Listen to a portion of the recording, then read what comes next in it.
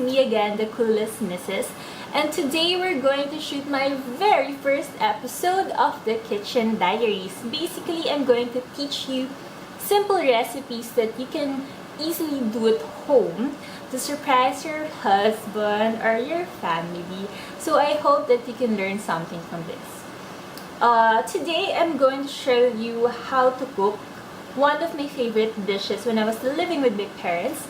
It's Oriental Beef Stew. It's actually quite simple. You just need one key ingredient and I will reveal that later. So maybe you're thinking, what's the difference between this cooking video blog versus others? Well, simple lang naman yun eh. I am not a pro. Yun lang yun. I just learn as I go. So I promise to just keep it real and keep it really simple for you to follow. So, bahala na si Batman. Let's do this! Hi! Welcome to my mini kitchen. Since we're only living in a condo unit currently, I have to make do with my very cute kitchen. Diba? Literal, cute talaga siya. Okay, so to prepare for our Oriental Beef Stew, let me run you through the ingredients that we need, of course. Okay, so number 1. Of course, we need our meat. This is a half kilo of kalitiran. Remember, order beef na kalitiran yung tawag. Kasi ito yung medyo malambot, may mga litid-litid ng konti. Kaya kalitiran. Next,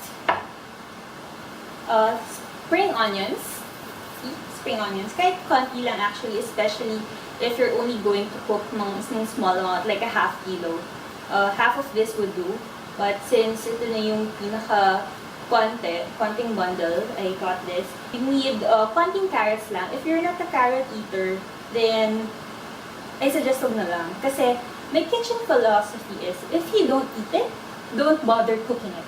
Kahit sabihin minsan ng mga recipes na kailangan ng ingredient na yan. Kasi minsan naman, hindi mo rin mapapansin yung lasa eh. Or you won't just eat it. So, sayang naman, diba? Sayang yung gastos. What else do we need?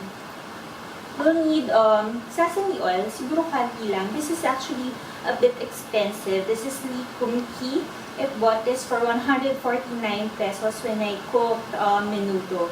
So, just keep it because it can be useful pa rin naman. We'll need pepper. Of course. Salt. We'll also need konting sesame seeds. And then, of course, the key ingredient is actually this. See that? This is McCormick Oriental Beef Stew. So, as I've told you earlier, I'm just gonna keep it real and gonna keep it simple for you to follow. So, your key ingredient is this. Ta-da! McCormick Oriental Beef Stew mix. So, let's start. Okay. So what you have to do first is to cut your meat.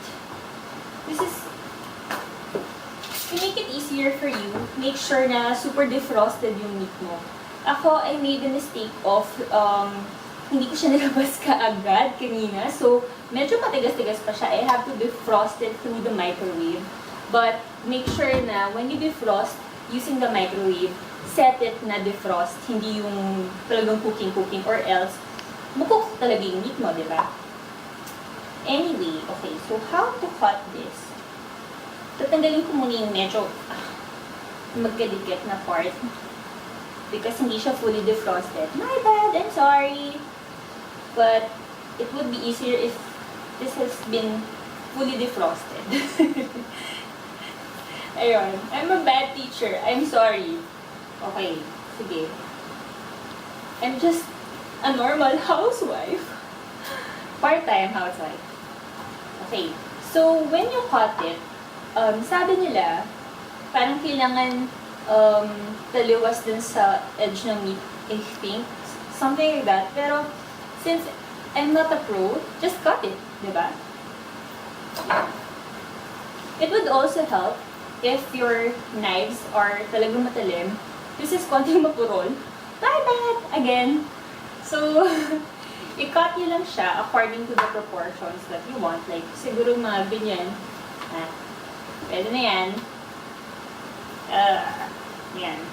Okay, so once you've got your meat, ito na siya. We'll use the pressure cooker. So a lot of new housewives especially, they get intimidated of pressure cookers kasi parang feeling nila mahirap. Well, ako rin ganun at first, but it's actually quite easy. Pakita ko na lang sa inyo. Okay, so of course you have to open it. Duh. And then make sure na you wash your meat before cooking it. So lagyan na natin dito. There. And then you add water. Okay, yung water niya should be meat level lang. Wag naman super sabaw. And then, pakita ka lang sa inyo. Yan, mga ganyan. Pwede na yan. Mga, meat level lang. That's it. So, toast it.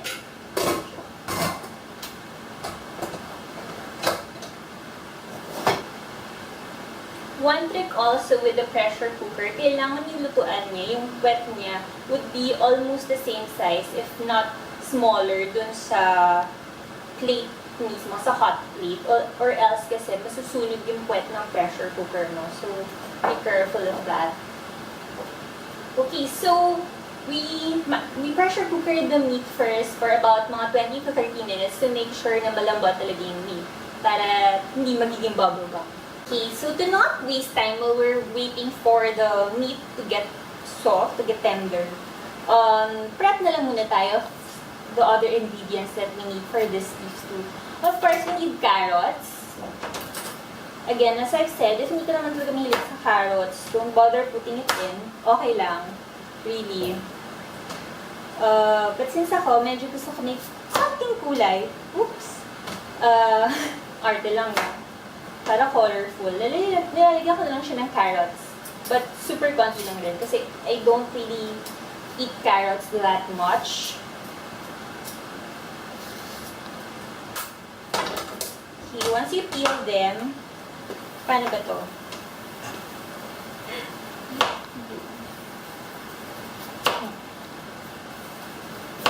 Chop mo na lang siya finely. Or yung mga basta maninipis, I'll try to make a perfect cut. Yan. Siguro ganyan lang kanipes. You see that? Yan. Okay na yan. So, one trick in cooking carrots, ibabad mo siya kaagad sa mainit na tubig. So, when you mix it with the meat, mabilis na lang siyang lalambot. Okay, so let's move to the spring onions.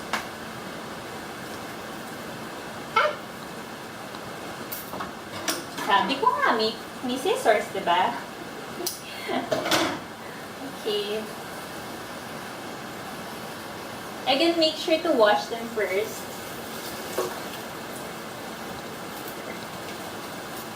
And then, tanggalin niyo yung roots. Here. And then,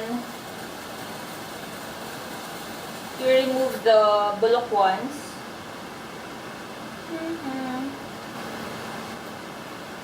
Okay na yan?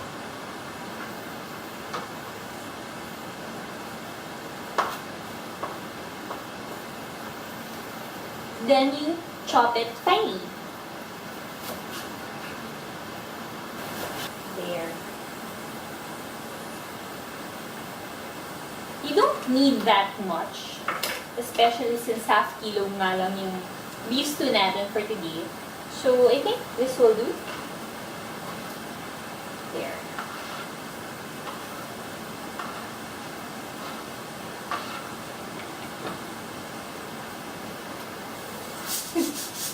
Kulit ako. Okay, so let's just wait for the meat to finish. We're now ready with our ingredients. So, let's just wait later.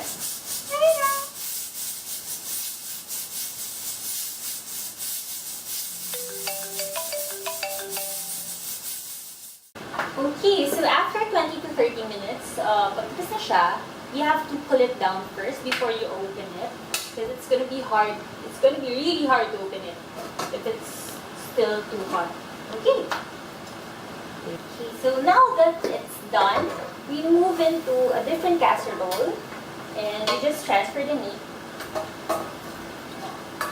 Here. And then we add water. There. And then, after that, you dissolve the McCormick Oriental Beef Stew mix into a cup of water. Open this.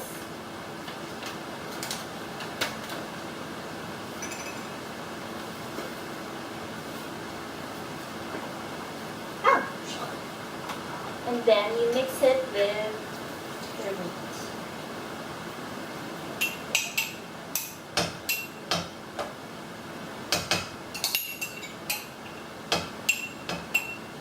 That's it.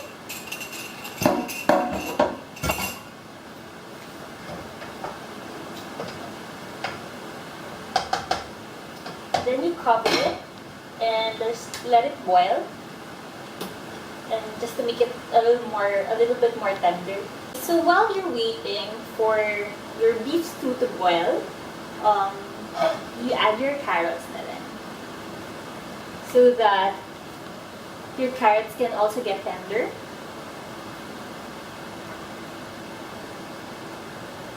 Because it's really not nice to eat raw carrots for me. I'm not sure if you like it, but me, I'm not a rabbit. Okay. So just make halo-halo. And let's just wait a little, siguro mga around 5 minutes. 5 to 10 minutes. More or less. Okay, so by the way, you can also add, of course, pepper and salt. A pinch of salt just to taste. There. And shake it. Okay. A little bit of sesame oil. Just 1 tablespoon will do. So, to be sure na malambot talaga yung meat, you can always taste it. I tasted it a while ago. It is okay. It's the flavor is there already, but it still needs a bit more cooking para mas lumambot pa talaga siya. Okay. So while we're waiting for this to cook, let's do some more preps. Kailangan natin magsigang or fry ng konting sesame oil for the toppings later. If your pan is hot already, just put it there. And singag mo lang siya. As easy as that. Actually, the Oriental Beef Stew mix of McCormick has some sesame seeds already. But since konti lang siya, I want to add some more. So once medyo brown yung sesame seeds mo, that's done already. So you can put it aside. Of course, if you're not sure if the meat is tender enough, you can always try it. Have a bite. Now, this is what I love about cooking. You can taste your food before anybody else can.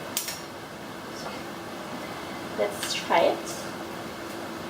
Yan. Medyo mas malambot-lambot na yung karne. Dito lang ako minsan talaga nakapfrustrate.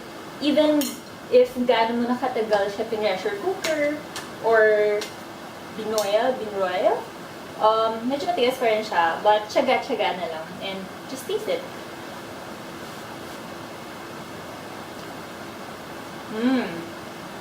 Papa. The flavor is there, really, and it's all with the sauce. I know this is bad, but since ubusin naman namin siya agad, I'll just return it back. Just let it sit for a little more time. So once your meat is tender enough, and you make sure that it is, wow. You now add our sesame seeds. Just sprinkle it over there. You can turn this off already. And our spring onions.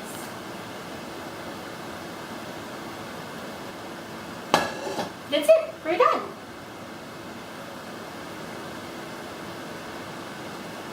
So there's our Oriental Beef Stew. Can you see that? There. Ta-da! All using the McCormick Oriental Beef Stew. So there you go, guys. Okay, so that's it for the first episode of the Kitchen Diaries from the Clueless Mrs. Stay tuned for more. See ya!